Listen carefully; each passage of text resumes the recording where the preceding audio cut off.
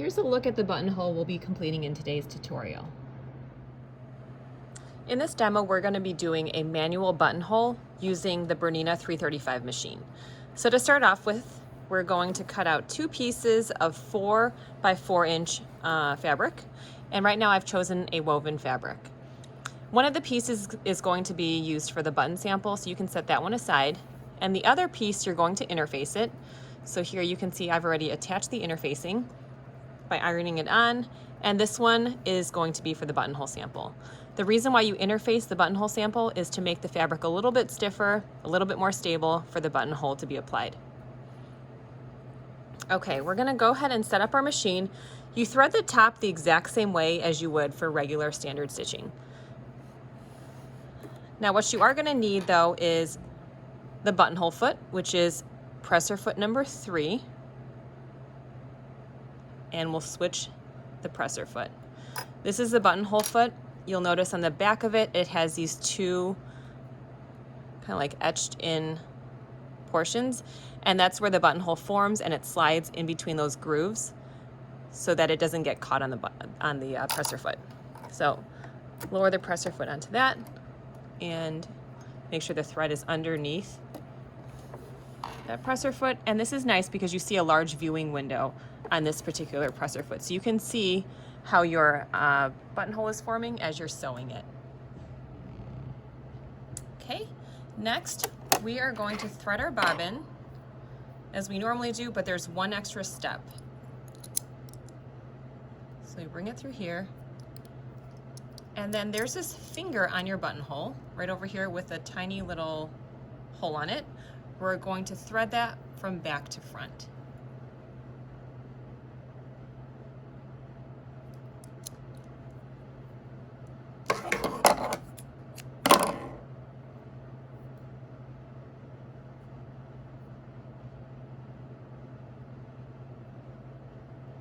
So from back to front, and then go ahead and thread your bobbin case as you normally would.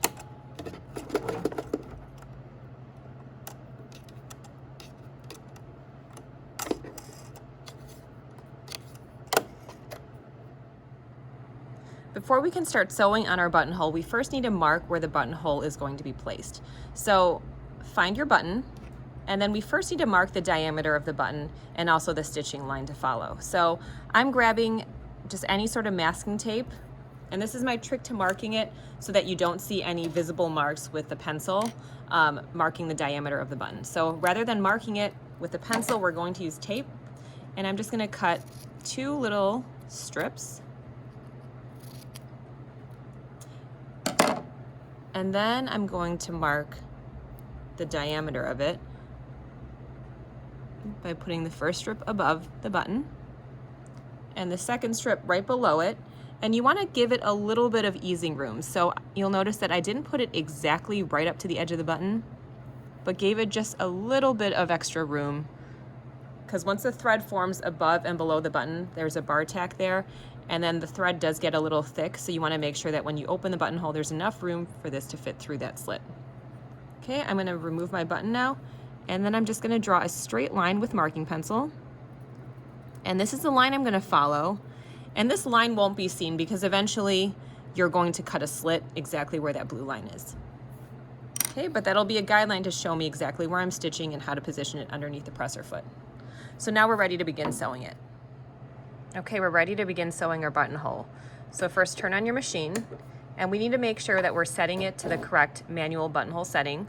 So that's going to be function number 10, which is designated as a number 0, but once you press it, you're going to notice the number 10 show up.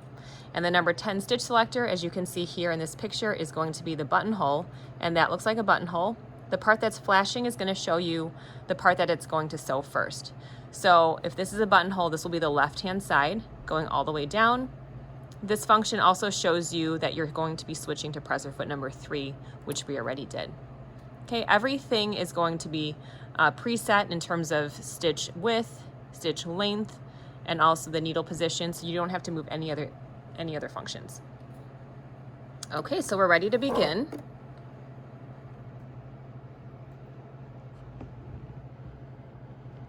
So now I'm going to position my fabric, and you can see that this presser foot has a larger viewing window.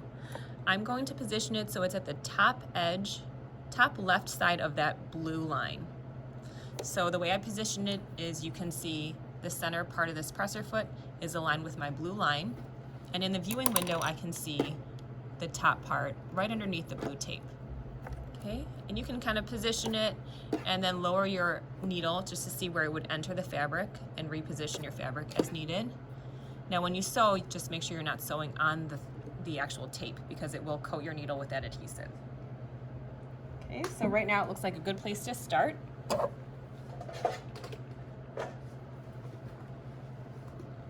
And I'm going to go ahead and press the foot pedal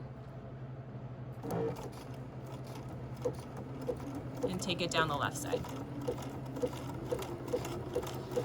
It will move slowly through because it's making a really tight zigzag right now.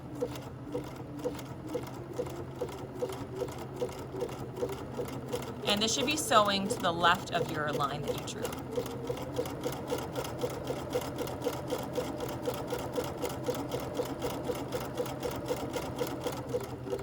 As you're nearing the tape, you might want to turn the hand wheel so you don't go actually on the tape, just to get a little bit more control. There, I'm right on the edge of the tape. Let me position this so you can see it a little bit better.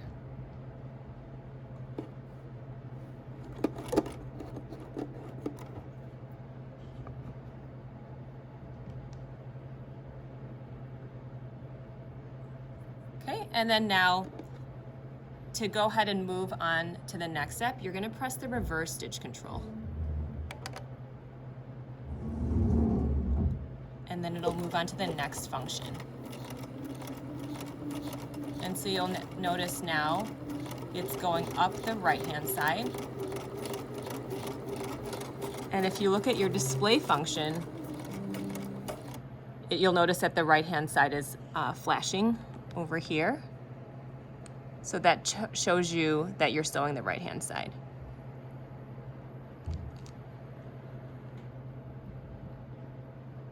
You're going all the way up. This goes straight up. It's not making a zigzag. I'm nearing my tape, so I'll just turn my hand wheel towards me. Okay. Press my reverse control to do the next function. It's going to sew a bar tack. And then go down the right side. This time it's sewing right over that straight stitch.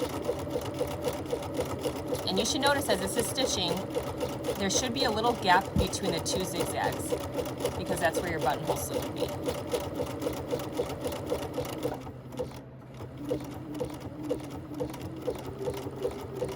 Okay, I'm nearing the end here.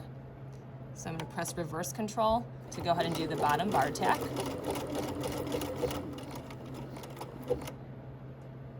And then it'll automatically stop once it stabilizes it. Okay, now you can lift up your presser foot, remove it from your machine.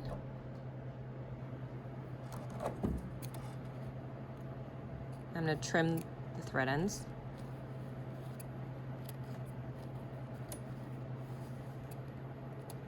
Okay, and at this point you can remove the tape.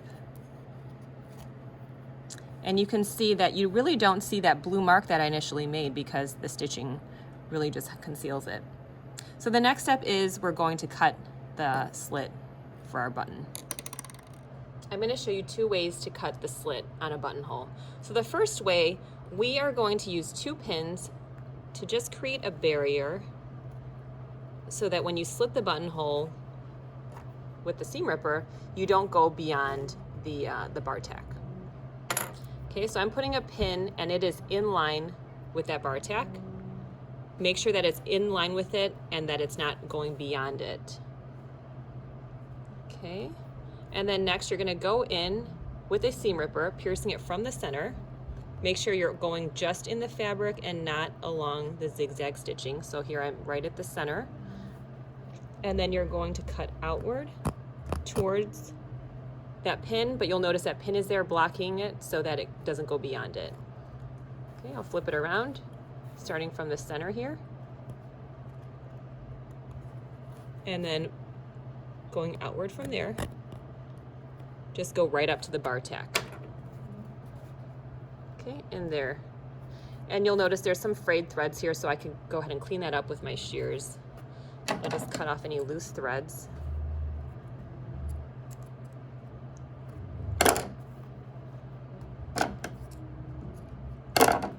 Remove my pins, and then now your buttonhole is completely done, and you can just test it out with your button now just to make sure that it fits inside the buttonhole. Okay, so that's the first step, the first way to do it. The other way to do it requires a little bit more tools, but it does make a much cleaner buttonhole. So here you're going to need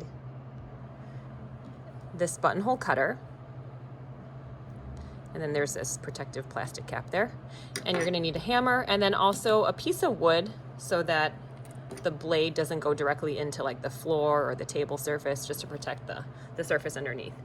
So what you're gonna do here is this blade looks like this, and you would just put it right in between the two zigzag stitches in that area where the fabric is. So you would put it right there, and then you just give this 1 or 2 pounds with a hammer, and then go up towards the top section, and then give it 1 or 2 pounds with that hammer, lift it up, and then you'll notice that your buttonhole forms really nicely.